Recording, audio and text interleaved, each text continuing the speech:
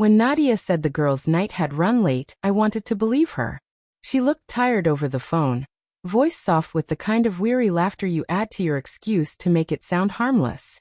"Don't worry, I'll be home soon," she said, and I believed her enough to put the book down and pretend not to listen to the hollow echo of her footsteps in our home's empty rooms.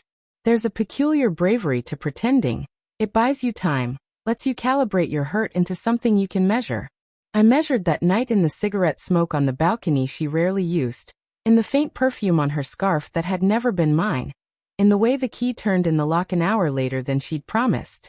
She slipped inside, kissed me on the cheek, a perfunctory press of lips like a stamp, and I could have asked then.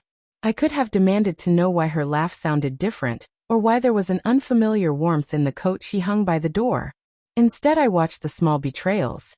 The way her fingers flicked through messages before she handed me the glass of wine. The clench of her jaw when I told a joke.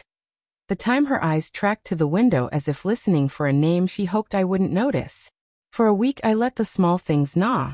I kept my questions polite, soft-edged, hollowed out. There are people who explode and people who erode. I chose erosion because revenge, when it's performed like surgery, needs patience.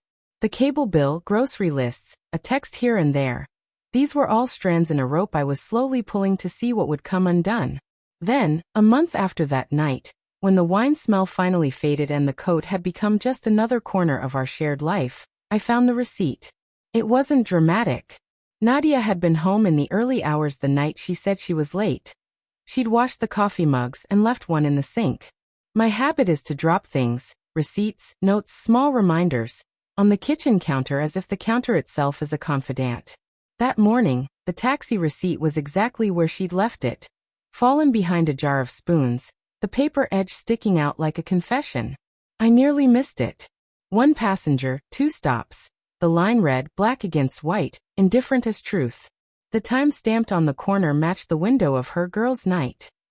2 stops. 1 passenger. She's always been careful with bills and tabs. She argues over cents like they matter. That little lie's geometry gnawed at me. Why would a woman who counts pennies on paper risk a crystal-clear double stop?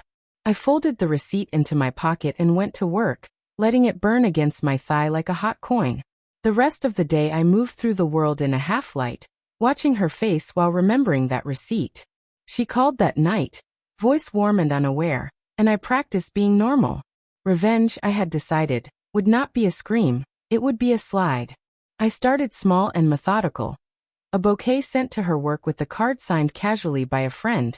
Anonymous strings of compliments pushed to her phone at odd hours from numbers she did not know. Nothing blatant, just enough to crack the varnish. Then I cataloged what the receipt implied and the ways it might be true. Taxi stops that meant rendezvous. A single passenger because someone else sat in the back she didn't see. A shared taxi paid by a friend who slipped off quietly. Every plausible explanation fed the sting. I also did something else. I learned to listen to silence. The nights when she said she'd be out, I stayed home and pretended not to care, but I watched her social media like a man counting breaths. The photos that were too staged, the captions that sounded rehearsed. In the quiet after her girls' nights, I began to notice patterns. A lipstick stain she swore had magically appeared on her sleeve after washing. A scent on the scarf that lingered even after the detergent. A half-remembered name in her laughter. Each day, the receipt's simplicity became more monstrous. 1 passenger, 2 stops.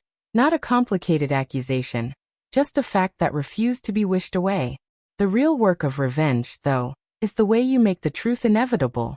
You cannot make another person confess without giving them the sense that confession is the only graceful option. So I set a stage. A weekend away under the pretense of visiting friends in the hills. A suitcase packed with the plainness of someone trying to be ordinary. I left my phone at home. We drove to the inn at dusk, and for one intoxicating evening we were the couple at ease, sharing a bottle, talking about weather, about work, about the town. Nadia was luminous as always. I felt briefly the old tug of pity for the woman I loved and wanted to hurt less. Sunday morning, I suggested a walk down the lane. The inn's owner, a warm-eyed woman who liked to gossip about tourists and town drama, winked at me as though we shared a secret. We passed the dock where small ferries took people across the river. A taxi idled there too, the driver napping. I watched Nadia as she stood, the light catching her hair, and my chest emptied with the peculiar clarity of the final piece falling into place. I had arranged nothing. I had only become the man who knew how to find the gaps. When we returned from our walk, the owner handed Nadia an envelope with apologies. A mistake in the booking had left 2 rooms double booked, and the inn had arranged a late taxi to carry the extra luggage to the sister guest house across the bend.